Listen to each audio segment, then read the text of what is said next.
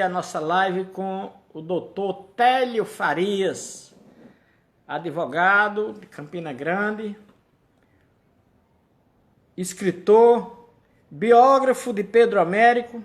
E é um prazer recebê-lo, mas eu gostaria que o senhor mesmo se apresentasse para o nosso público. Quem é Télio Farias? Muito obrigado, Wellington. É uma honra estar com você. Inclusive, porque esse segmento Dedinho de Prosa já se consolida como uma força na Paraíba, alicerçado na argamassa do seu nome e pelo cimento de experiência. Que bom! Com profundidade, porque é um jornalista que estuda e que lê. Muito obrigado. Gerações. Você deixa essa missão difícil de me apresentar, mas eu sou advogado formado desde 96, venho de uma família de advogados e na minha família eu nasci numa casa repleta de livros e cartões postais. Meu pai é um dos mais antigos do estado, o doutor Leidson Farias, muito conhecido, principalmente aqui na região de Campina Grande. Minha mãe, Celeide, também advogada, economista, professora aposentada da Universidade Federal de Campina Grande.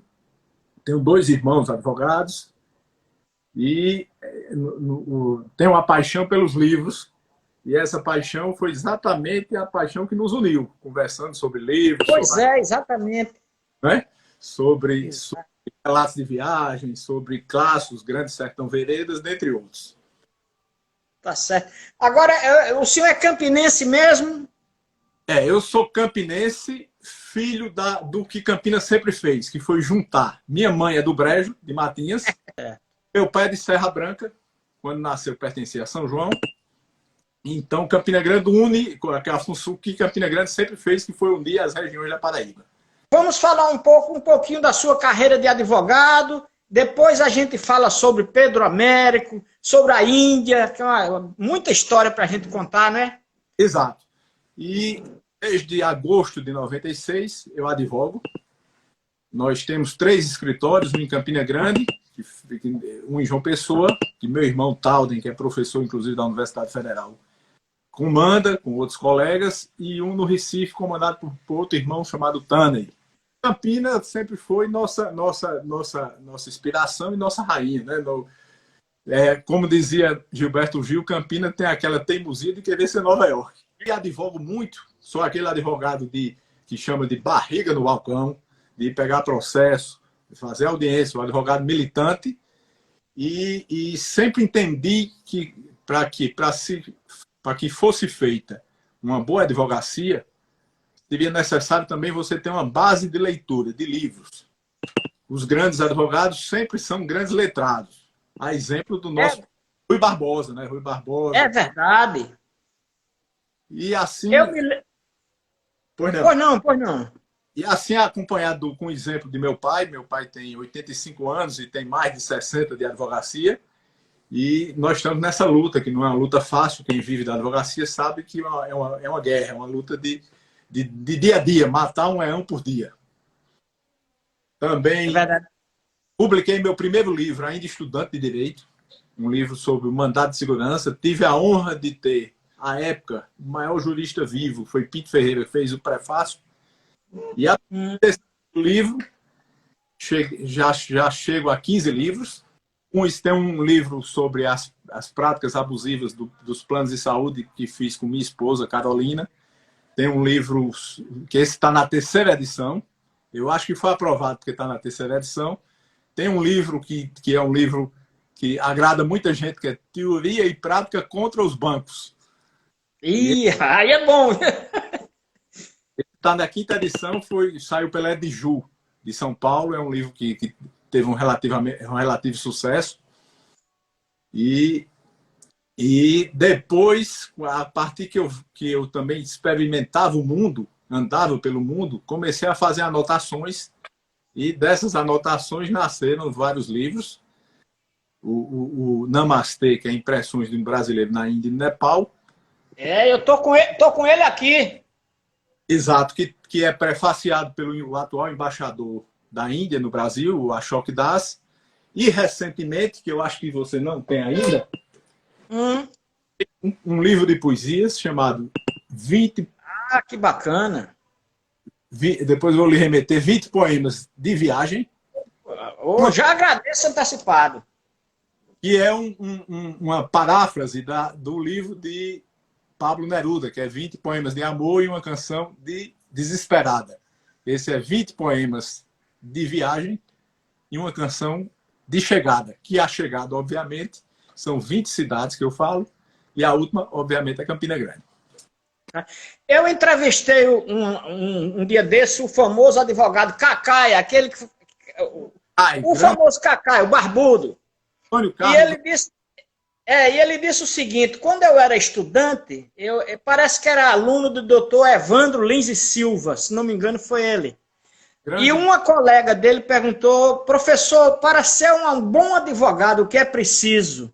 Ele disse: é preciso só uma coisa, leia os clássicos. Perfeito, perfeito. Leia os clássicos que você será uma grande advogada. Por exemplo, não existe mais bela aula da advocacia de direito do que os julgamentos de Zé Bebelo, no Grandes Sertões. É uma aula de direito e de humanidade, né? Porque o julgamento... O sonho de igualdade, o sonho de justiça de Dom Quixote é paradigmático para o advogado. Então, o advogado que não lê, que não lê esses clássicos, ele nunca será um grande advogado, como o Cacá é, como foi Evandro Lins e Silva, como foi Rui Barbosa e tantos outros. Pois é, a importância do advogado ler, né? Vamos entrar agora no grande Pedro Américo. O pessoal está pedindo aqui, vamos falar de Pedro Américo? Bom, as pessoas pensam, a grande maioria, que Pedro Américo era simplesmente não, porque não existe simplesmente para Pedro Américo, né? Que ele era apenas um artista plástico, um pintor mundialmente conhecido, mas ele também era um escritor, né? Eu tenho até aqui um livro dele, O Holocausto, que a Universidade Federal da Paraíba resgatou depois de 123 anos, escrito na Europa. Eu parei esse livro, não cheguei nem à metade, porque comecei o meu tratamento da bexiga, aí parei, mas pretendo terminar. O senhor é biógrafo de Pedro Américo, não é isso? Exato, vou lançar ainda, né? Faço até o registro aqui da aquarela do artista paraibano Carlos Silveira, arquiteto, professor e artista, que fez também um belo desenho do Pedro Américo. E no tocante a Pedro Américo, você disse Pedro Américo, o escritor. Existe um poema do americano Walt Whitman, que também é do século XIX, que ele dizia o seguinte: eu sou amplo, eu sou multidões. Se o Walt Whitman era, eu não sei. Mas tenho certeza que Pedro Américo era. Pedro Américo não era só pintor, não era só escritor, lançou em vida 22 livros, dentre eles 4 romances, um dos quais, esse, o Holocausto. Foi o primeiro romance a ter a Paraíba como palco. Esse aqui? Esse sim, foi o primeiro romance. Ah, é? Depois viria A Bagaceira, Menino de Engenho e tantos outros, mas foi o primeiro romance a ter a Paraíba como palco. Não sabia. Esse romance foi elogiado por Joaquim Nabuco, que era da Academia Brasileira de Letras, e por Machado de Assis, o nosso grande escritor, o escritor exemplar do Brasil. Mas Pedro Américo não foi só pintor e escritor. Foi mais do que isso. Ele foi caricaturista, arquiteto, fez diversos prédios no Rio de Janeiro. E tem isso também? Também.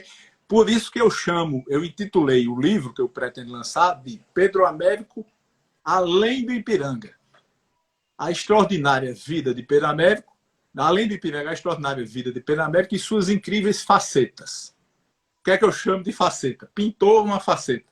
Escritor, outra faceta. Poeta, ele não se publicou, mas ele foi poeta.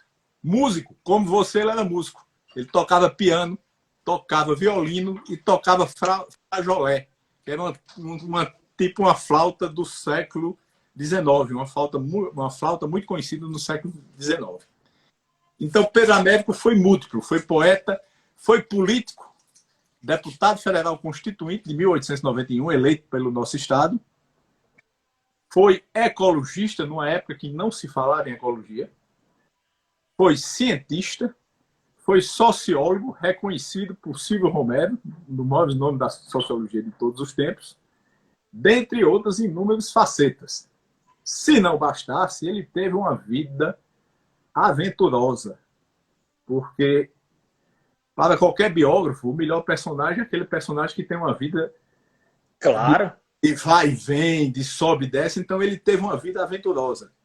Tanto que, poucos sabem, mas Pedro Américo naufragou num vapor na costa da Inglaterra. Não sabia? Apenas 16 passageiros, de 80 e tantos, se salvaram. Dentre eles ele. Zé Américo já escapou de um avião, né? O primo dele, né? O Américo parece que dá sorte, né? O Américo. Detalhe, Zé Américo não era primo de Pedro Américo. Não? Não. O Américo, a mãe de Pedro Américo. Zé Américo era sobrinho de Valfredo Leal, que foi governador da Paraíba. Valfredo Leal. Zé Américo, a mãe colocou o Américo em homenagem ao pintor. Não sabia? Não tem nenhum parentesco. Aí, isso está na biografia? Está na biografia dele, não? Está na biografia. Esse aqui são os originais do livro, que eu chamo Além do Ipiranga, a extraordinária vida de Pedro Américo e suas incríveis facetas. E eu coloco até uma faceta interessante, que é a faceta de poeta. Ele não quis publicar poesia, mas escreveu poesias. Uma delas é essa aqui, ó. Só eu não tenho esperança, que me alente o coração. És de gelo, eu cratera, ao referver do vulcão. A louca, perdido amor, do gigante perseguida, erra em busca da aventura nos teus olhos escondida. Sobre a negra cabeleira, sob o peito do gibão, tens a mente endurecida, escondes a ingratidão. Só eu não tenho esperança, que me alente o coração. És de gelo, eu cratera, ao referver do vulcão. Certamente ele fez essa poesia com amor não correspondido. Com certeza. É uma poesia de excelente nível, de grande nível, que ele poderia perfeitamente ter publicado um livro de poemas. Agora eu queria lhe perguntar, antes de falar sobre a sua garimpagem para montar a biografia de Pedro Américo, por que primeiro, se Pedro Américo já tinha uma biografia antes, se essa é a primeira, e por que o seu interesse por Pedro Américo? Eu conto na introdução do livro, eu conto que meu interesse do Pedro Américo veio de um sócio de meu pai. Meu pai era sócio do escritório de advocacia do doutor Amorim Vasconcelos, que era de Areia, Conheci. Presidente da Academia de Letras de Campina Grande, fundador. E em 1982, teve um festival de arte em Areia e ele fez um discurso chamado Pedro Américo, gênio não só na pintura.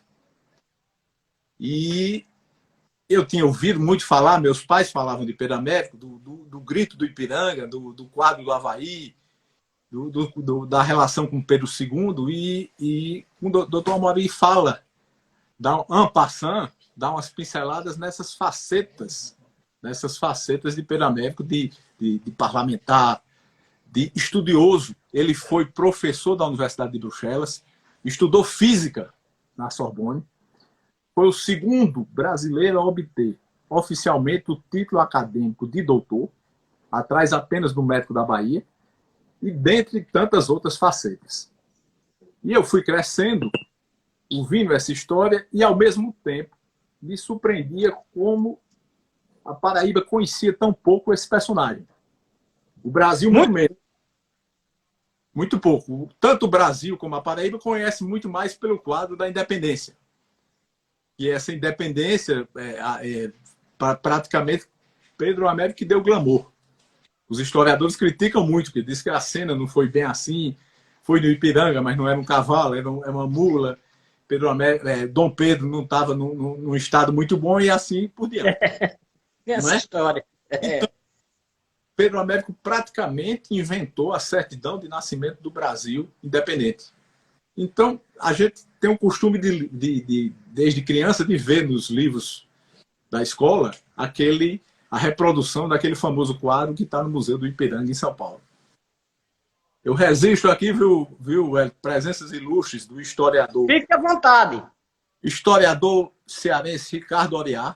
Inclusive, já estou num segundo trabalho sobre Pedro Américo com ele, que a gente pretende lançar com a edição da Câmara dos Deputados, que é o perfil parlamentar de Pedro Américo. Pedro Américo. Desde 1977, a Câmara Federal tem essa edição, que é os perfis parlamentares. Já foi publicado de Epitácio e de outros paraibanos. Pedro Américo será mais um. Abraço também Bartolomeu Buarque de Holanda, está nos assistindo aqui no Rio. Historiador, autor de 2 livros sobre a família Buarque de Holanda, inclusive o romance. Amigos, a Mônica Mello em Fortaleza, minha esposa Carolina, minha tia Rita Marina aqui em São Paulo, meu irmão Tânia em Recife, Elisanira Ramalho e tantos outros, que às vezes passa tão rápido que a gente não consegue acompanhar nem citar todos. Então sintam-se todos nomeados, né? E tem um fato interessante. Pedro Américo, por acaso, era um menino. O pai tinha uma bodega, o que se pode chamar hoje de bodega, uma pequena mercearia em Areia. E Pedro Américo era, como toda criança, uma criança que brincava na rua, e que tinha uma gamileira enorme em Areia. E Pedro Américo começou a desenhar e brincava, fazia os próprios brinquedos. Ele fazia de argila cavalos, fazia cavalinhos, fazia patos, brinquedos. E apareceu um francês chamado Louis-Jacques Brunet. E esse francês era um cara muito importante que enviuvou na França. Na França ele era amigo de Victor Hugo, de Alexandre Dumas e outros escritores renomados. Mas quando ele enviuvou, ele quis mudar de vida e quis fazer uma expedição científica pelo interior do Brasil. E com a autorização do imperador Pedro II, ele veio à Paraíba e trouxe um desenhista. Naquela época não existia fotografia, ele trouxe um desenhista, um alemão, chamado Bidsen, para retratar a flora, a fauna, os animais e assim vai. E o que é que ocorreu? O alemão tem um acidente e quebra o braço, alguma coisa assim. E Brunet disse, como é que eu vou registrar essas... E estava passando pela região de Campina Grande, quando alguém disse, isso tem um moleque lá em Areia que desenha melhor do que esse gringo, com linguajar popular. E o Brunet muda seu percurso e resolve ir em busca dessa criança. Será que é verdade ou não? E o Brunet chega em Areia e pergunta, olha, falaram que aqui tem um menino lá, e o pessoal disse, é o filho de seu Daniel, da mercearia, da bodega, da Rua do Sertão. Hoje é Rua Pedro Américo, mas se chamava Rua do Sertão. E Brunet chega lá na bodega do pai e fala, e daqui a pouco o menino aparece desenhando e desenha uma coisa ou outra, e Brunet pega e mostra a espingarda. E ele desenha uma espingarda. Esse desenho, inclusive, está no Arquivo Nacional. Aí Brunet disse, desenha esse meu cavalo. Ele desenha o cavalo com uma perfeição impressionante. Isso, Pedro Américo tinha 9, 10 anos. E desenha com uma perfeição impressionante. Aí Zé Lins do Rego, numa palestra que fez no Rio, em 1943, no centenário, usa uma expressão bem paraibana. Disse, o francês ficou abestalhado. Talhado. E enlouquece pelo menino. E pede para levar o menino nessa excursão. E há uma divergência se essa excursão foi de 20 meses ou de 20 semanas. Alguns autores que biografaram Pedro Américo, eu vou chegar na sua outra pergunta, certo, meses e outros falam em 20 semanas. E calculando as épocas, eu cheguei à conclusão que foi uma excursão de 20 semanas, e eles adentraram todo o sertão da Paraíba e entraram no Rio Grande do Norte, fizeram como se fosse uma volta pelo Rio Grande do Norte até retornar à Areia, e Pedro Américo desenhando desenhando a flora e a fauna do sertão brasileiro. Quanto às biografias de Pedro Américo, a primeira biografia de Pedro Américo foi do escritor Luiz Guimarães Júnior, fundador da Academia Brasileira de Letras.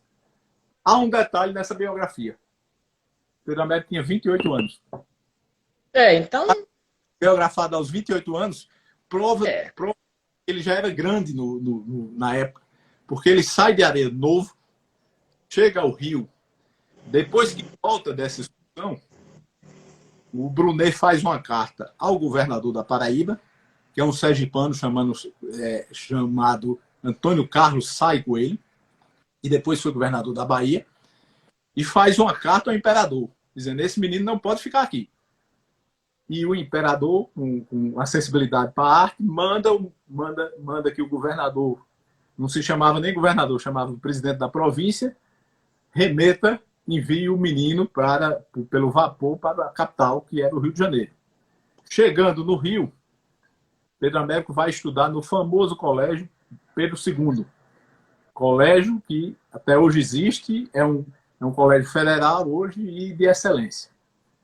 No colégio Pedro II ele brilha. Fato até interessante que Pedro Américo era interno no colégio e dormia num dos dormitórios da escola. E quando chegou em determinado dia, Pedro Américo tinha feito uma lacraia no teto. E o reitor, que era muito rígido, foi fazer uma inspeção de limpeza e pegou o pessoal da limpeza: olha aqui, vocês não estão fazendo aqui a limpeza aqui, ó. Tem uma lacraia ali no teto. Era o desenho dele. E aí foi quando o reitor, já sei quem foi. Foi o menino da Paraíba do Norte, que se chamava Paraíba do Norte, né? E do colégio Pedro II, ele imediatamente, e muito novo, aos 14 anos e alguma coisa, já entra na Academia Imperial de Belas Artes, que tem o status de curso universitário. E na Academia Imperial de Belas Artes, ele fica conhecido como Papa Medalhas, porque ele começa a pintar e começa a ganhar tudo. E aí o apelido dele na academia, a academia à época era presidida por Araújo Porto Alegre, pintor, escritor, patrono de uma das cadeiras da Academia Brasileira de Letras, e que viria a ser o sogro de Pedro Américo. Pedro Américo ia se casar com a filha dele alguns anos após, quando Porto Alegre era embaixador do Brasil em Portugal. Depois dessa biografia de Luiz Guimarães, houve uma biografia do genro de Pedro Américo, que era o embaixador Cardoso de Oliveira, que casou com a filha de Pedro Américo, que também chamava Carlota. Você tem 3 Carlotas. Carlota, esposa de Pedro Américo, Carlota, a filha, e a neta. A neta, inclusive, que tem um livro sobre a pintura do Brasil. Mais ou menos como 100 anos de solidão, os nomes se repetem, né? E Cardoso de Oliveira é uma biografia de referência, porque Cardoso era tido como filho. Pedro Américo gostava dele como filho. Era confessor. Eu acho que ele tinha mais ligação em termos de intimidade com o genro do que com o próprio filho. Que o filho, inclusive, que ficou na Itália, o Eduardo, que após a morte da Itália nunca retornou ao Brasil. Dá um abraço aqui também para Carleusa, ex-prefeita de Juazeirinho, a Ida Steinmiller, do Instituto Histórico, doutor Gustavo Moreira, procurador-geral de Areia, da terra de Pedro Américo, Thomas Bruno, historiador do Instituto Histórico, minha prima Monine. Muita gente boa aqui nos assistindo. Pois é, eu gostaria que o senhor falasse um pouco sobre o trabalho de garimpar a história de Pedro Américo.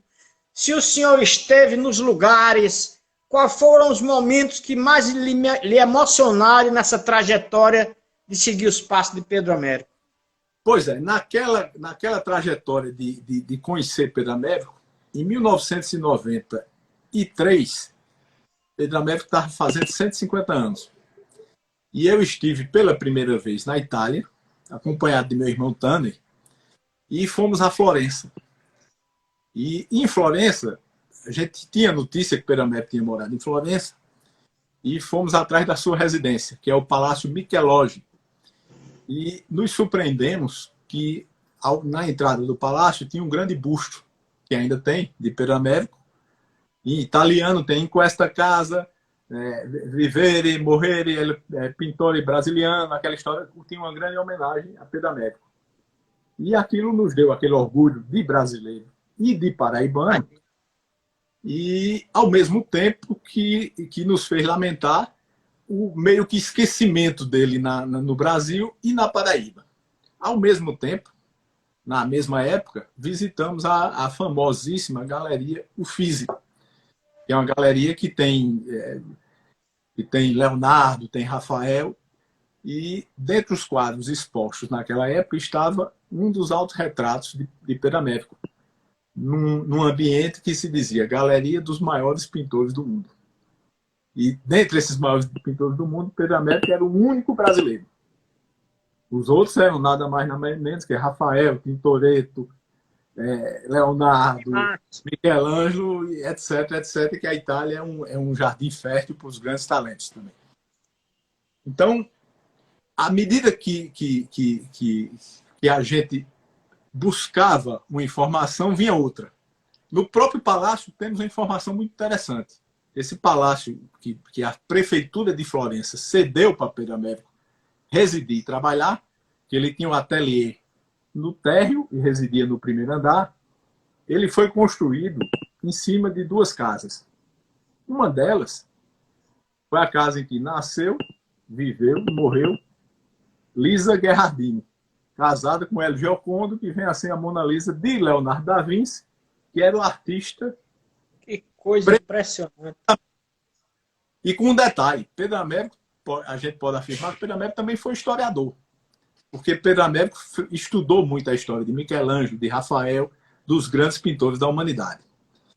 E faço até uma homenagem aqui ao ao Vanderlei de Brito, que está nos assistindo. Pedro Américo também foi o primeiro arqueólogo do Brasil. Fundou, no Rio de Janeiro, a cadeira de arqueologia da Academia Imperial, nomeado pelo imperador Dom Pedro II. Quais são... a sua biografia tem documentos dele? Quais são os documentos que possivelmente estão anexados ou não tem documentos? Tem. Essa questão de publicar ou não dos documentos a gente vai ver ainda com a editora. Mas eu pesquisei inúmeras cartas. Inclusive, eu tive acesso a cartas que estão no Museu Regional de Areia, que pertence à Diocese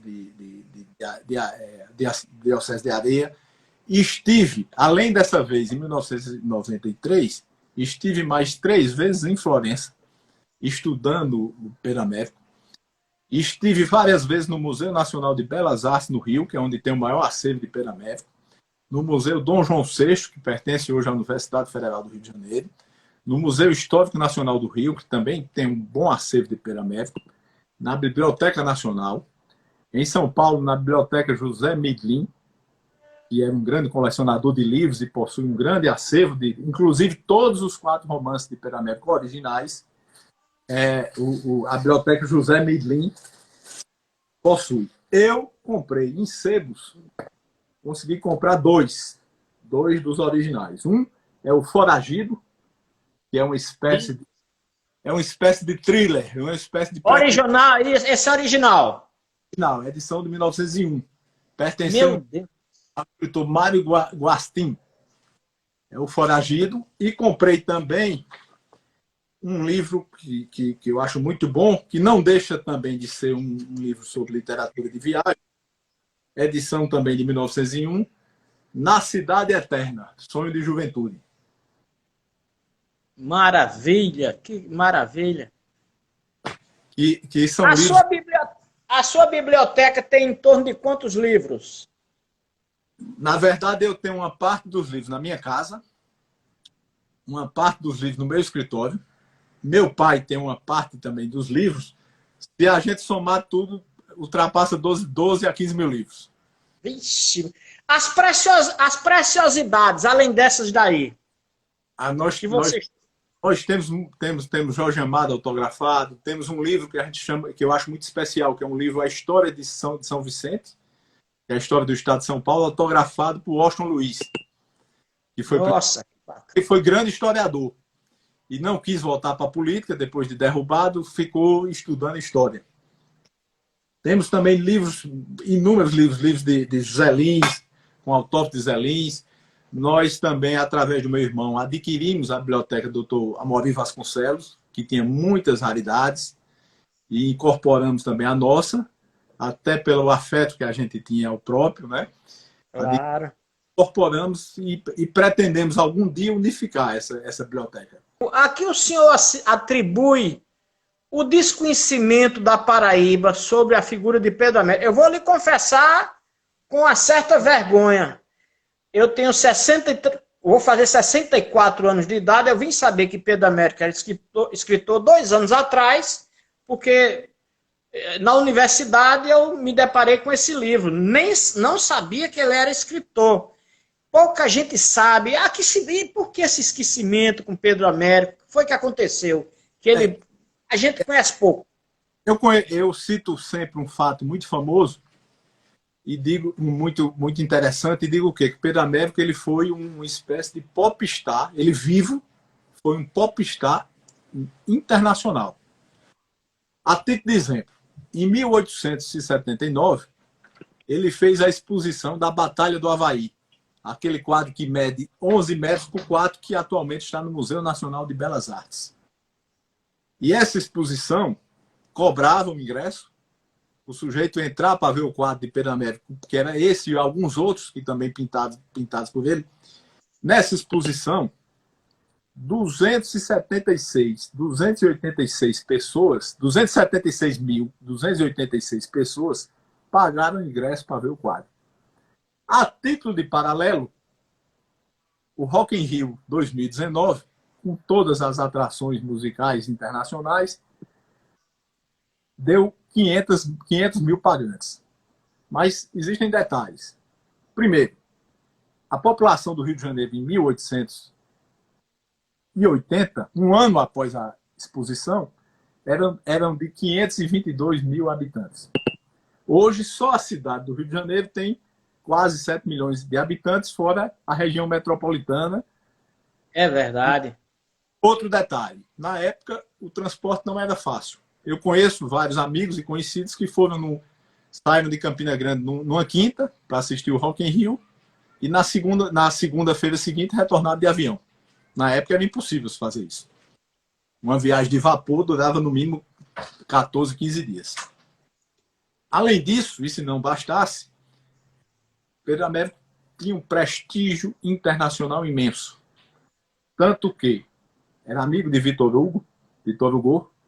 Falam muito na visita do imperador Pedro II ao famoso escritor francês Vitor Hugo em Paris. Mas poucos dizem que foi Pedro Américo que fez o link. Que abriu a porta. Promoveu o encontro. E promoveu o encontro. Porque quem conhecia Vitor Hugo não era o imperador, era Pedro Américo. Outro detalhe. O quadro Independência ou Morte, que é chamado popularmente do Grito do Ipiranga, teve sua vernissagem em Florença, na Itália.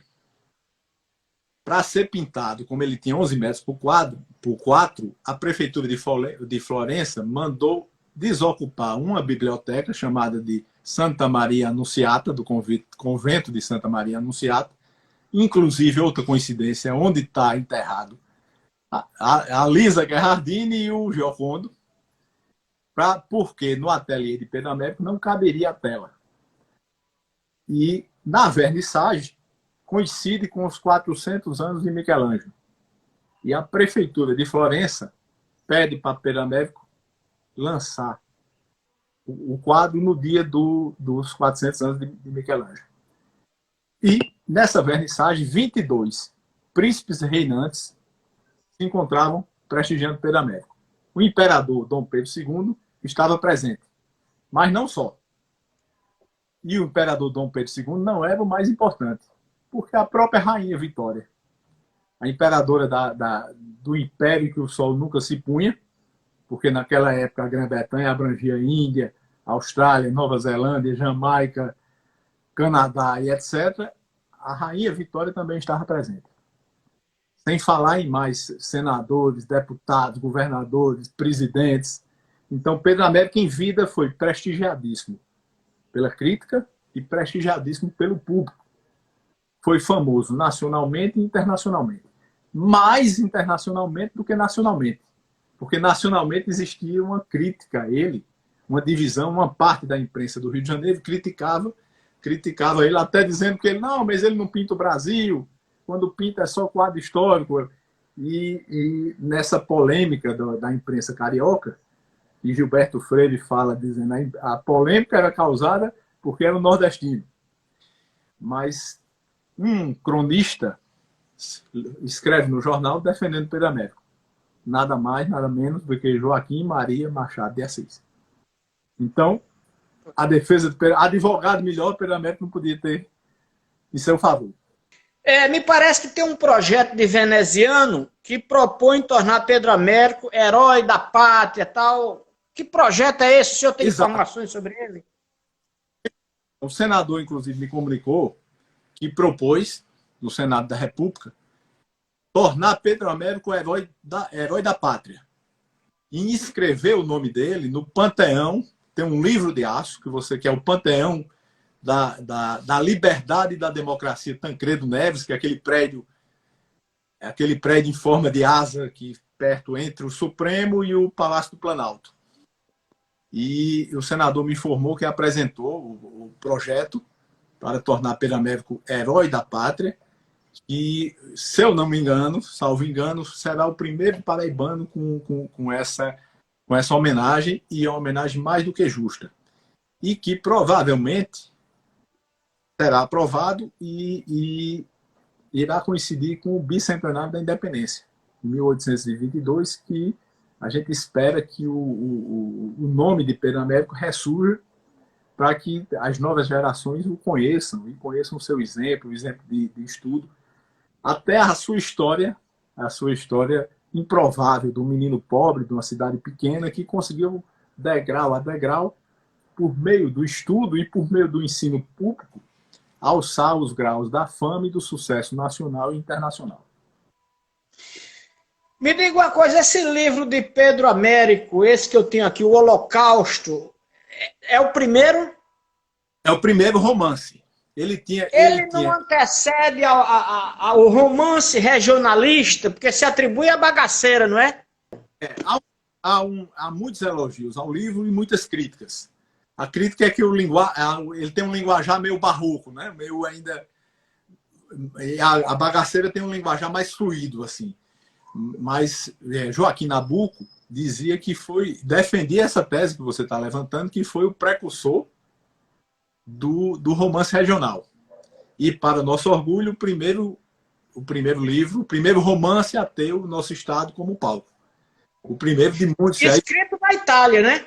Escrito na Itália. Escrito na Itália. Agora, vamos falar aqui um pouco desse livro, não exatamente desse livro, mas da sua história com a Índia. Qual é a sua relação com a Índia? A minha relação com a Índia, esse livro é um livro interessante, porque eu gosto de viajar, é o meu hobby, mas não viajo às cegas. O que é que eu faço? Quando eu defino o destino, eu começo a estudar o destino. E em determinado ano, marquei uma viagem para a Índia.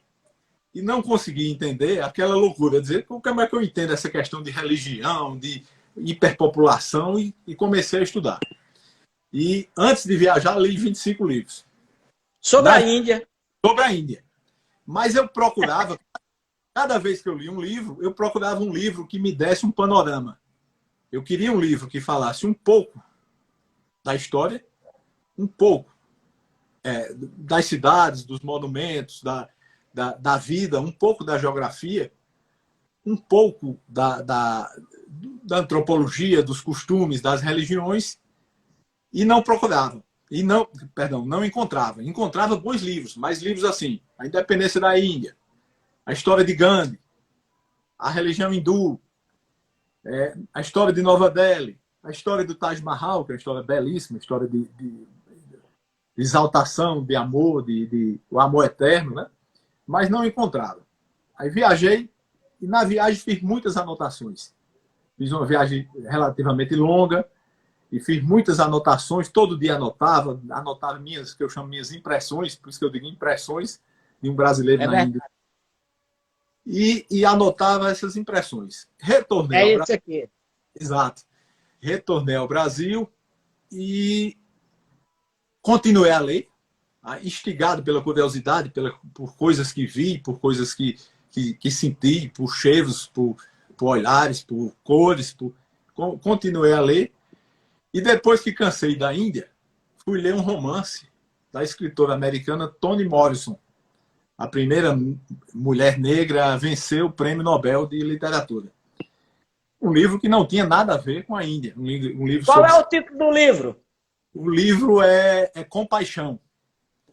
Compaixão. Um livro belíssimo. E nesse livro, a escritora, a personagem em determinado momento, está procurando um livro sobre determinado assunto e a outra personagem diz: se você procura um livro para ler, você procura um livro para ler, procura e não acha, escreva você mesmo.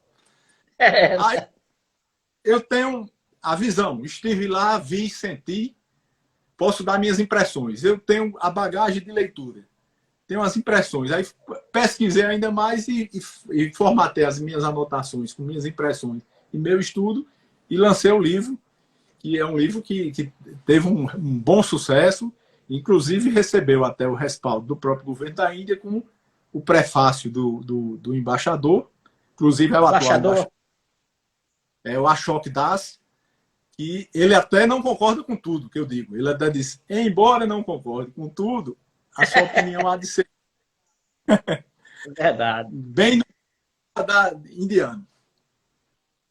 Vamos falar um pouco de literatura. Qual é o tipo de leitura que o senhor mais gosta? Quem é o seu grande escritor, o escritor da sua preferência? Eu tenho dois escritores que eu digo que é da minha preferência e ao mesmo tempo se parecem. Vamos dizer, na ala internacional, é o Miguel de Cervantes. E eu li toda a obra de Miguel de Cervantes, não só o Dom Quixote, li novelas exemplares. Eu tenho quase tudo aqui.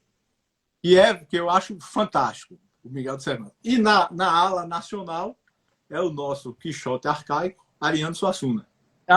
Bom, então nós empatamos, viu? Eu tenho uma paixão assim, eu tenho várias edições de Dom Quixote e comprei uma hoje em quadrinhos na Amazon, inspirada na de Monteiro Lobato. Aí veja bem. A pandemia eu vou lhe mostrar a minha coleção de Dom Quixote. Quero ver. Aí escute bem, eu comecei a comprar os livros citados por Dom Quixote na famosa cena da queima dos livros, comprei alguns. Aí eu digo, agora eu vou comprar Dom Quixote, tudo que eu achar. E achando que eu já tinha assim, eu acho que umas 10 só, achando que estava abafando. Aí um cara do Rio Grande do Norte disse, eu já tenho 250. Recentemente eu reli e mais uma vez me apaixonei as novelas exemplares. Eu tenho aqui. E é magnífica as novelas, não é edição da Cossack, é essa mesmo, da Cossack Naif. Essa aqui? É edição belíssima, eu reli agora na pandemia. Maravilhosa. É um livro de nível tão grande, tão grandioso como Dom Quixote. Embora ofuscado por Dom Quixote, né? Dom Quixote brilha tanto. É verdade, com o lançamento... E aí eu adquiri recentemente o Dom Quixote e o falso, porque entre o primeiro e o segundo volume tem um apócrifo, não é? Né? Exatamente. Aí é o seguinte, eu comprei e não li. Qual é meu projeto agora? Ler de novo o primeiro volume, quando entrar o apócrifo, ler o apócrifo e continuar o segundo. Ele critica, né? No segundo ele critica, Ele critica que teve um cara aí de Tordesilhas, que o escritor de Tordesilhas, que falsificou meu Quixote. Exatamente. Só viria ocorrer essa crítica praticamente no século XIX, que isso é em textualidade, né? O pessoal da literatura fala em textualidade, né? O texto, um livro debatendo... Ariano também. Aliás, eu cheguei a Dom Quixote porque a partir da Pedra do Reino comecei a ler Ariano, ver as palestras de Ariano. Tinha um sonho que eu vou realizar, é de ir lá na Pedra do Reino. Eu e minha mulher, a gente fala sempre de ir lá conhecer a Pedra do Reino. E o mundo de Ariano é um mundo fantástico. Eu comprei os últimos livros, mas não li ainda. O Dom Pantero tem uma coisa muito interessante. Você, quando lê, você vai observar. Por exemplo, tem personagens paraibanos. Ângela Bezerra Castro, da Academia Paraibana. William Costa. Elizabeth Marinheiro, aqui de Campina Grande. Tá tudo lá, né? Fiz até um artigo que saiu no Correio das Artes, de junho, que faz essa ligação de Ariano e Dom Pantera, ele coloca aqueles congressos literários que tinha na década de 80 e 90 em Campinas e Itaperoá. Ah! E aí coloca esse pessoal da Astier Basílio, que está na Rússia, o poeta Astier Basílio, e coloca... Conheço demais, mandou para mim uma caneca, ele trouxe uma caneca de Moscou para mim. Pronto, aí ele coloca esse pessoal tudo em Itaperoá, lá discutindo literatura, e o livro é fantástico, Dom Pantera. Aí, já que nós estamos falando de Ariano, e falamos de Pedro Américo, existe o parentesco. Ah, tem um parentesco, não é? Exatamente. A avó materna de Ariano se chamava Ana Francisca de Figueiredo de Melo. Era irmã do pai de Pedro Américo, que é Daniel Eduardo de Figueiredo de Melo. Ah, eu não sabia dessa, não. Ariano tinha ciência disso, e em Dom Pantero ele coloca uns desenhos inspirados em Pedro Américo e diz: Pedro Américo, meu parente.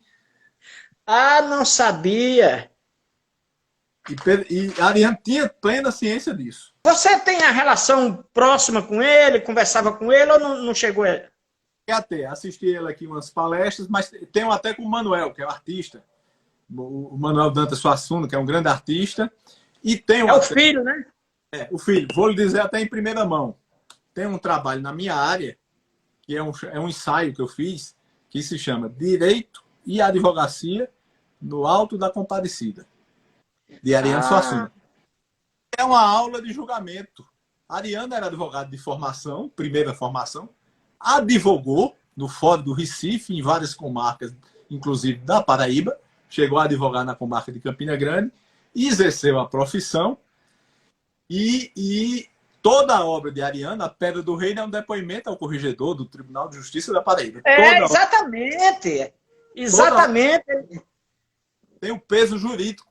Se você olhar, a mulher vestida de sol é conflito de terra, direito agrário.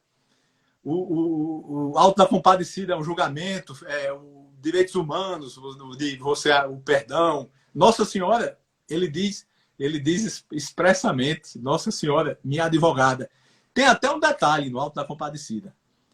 E Chicó volta à vida, o julgamento tem um resultado, Chicó volta à vida e chega e pensa que está rico, né?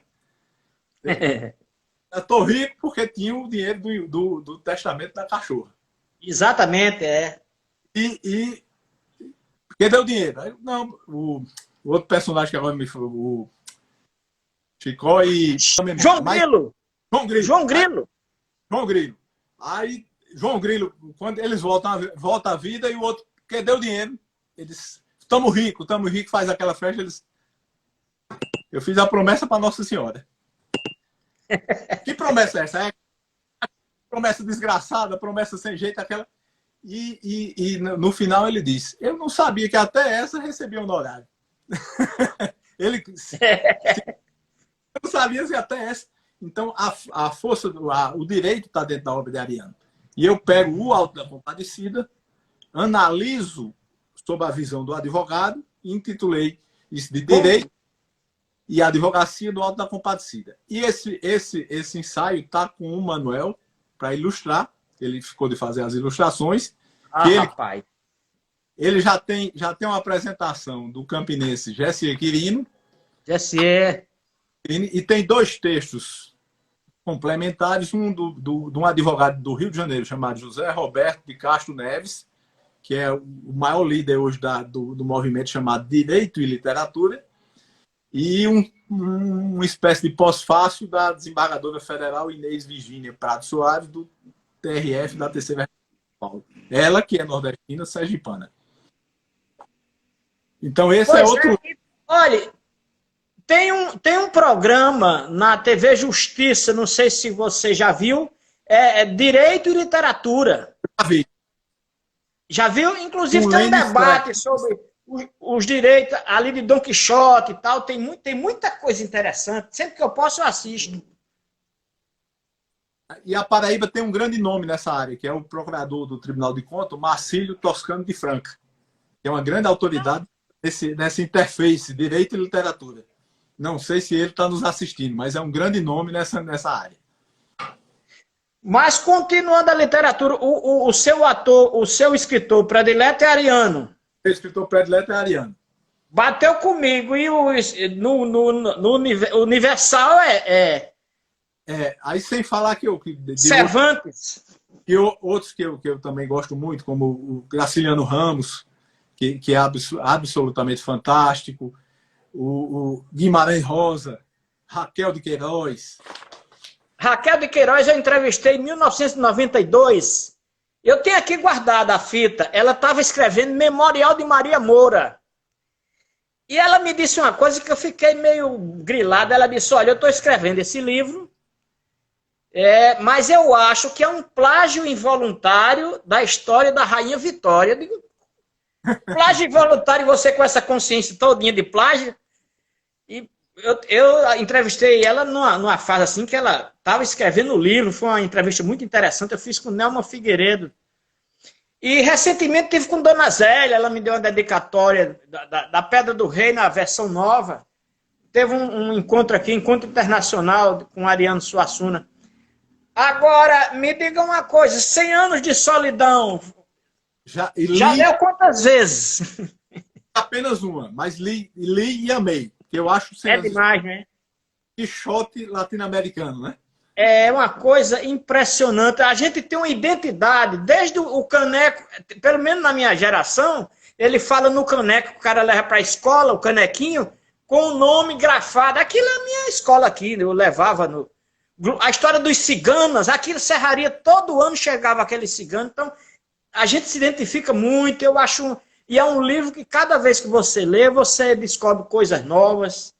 Olha, o senhor tem 4 minutos para dizer o que quiser. Eu vou me despedindo para o senhor ficar à vontade. Pronto. Agora, eu quero lhe dizer que eu não fiz uma live do ponto de vista cultural tão maravilhosa quanto essa. Lamento não ter lhe conhecido quando eu tinha meu programa Dedinho de Prosa na TV, que eu teria lhe levado, daria um programaço. Fique à vontade. O senhor tem 4 minutos aí para falar o que quiser. Obrigado, Edson. Tá todo mundo gostando. Ó. Tem um pessoal de Portugal que está assistindo e está dizendo que está adorando. Eu vou dizer, esse pessoal de Portugal, na próxima live que a gente fizer, ele vai falar dos escritores portugueses, Camões e companhia. Camargo, né? Que é outro fantástico. Fernando Pessoa. Um fato interessante que foi a morte de Pedro Américo. Pedro Américo, resumidamente, faleceu em Florença e deixou por escrito que queria ser enterrado em areia. E devido aos problemas de saúde, que eu, no livro, levantei com um médico endocrinologista, o Dr. Alisson Abrantes, a causa mortis, que foi em decorrência do agravamento da diabetes, cuja insulina só ia ser inventada em 1921, Pedro Américo começou a ficar cego. E à medida que ficava cego, pintava menos. Pintando menos, ganhava menos. E terminou a vida em certa dificuldade.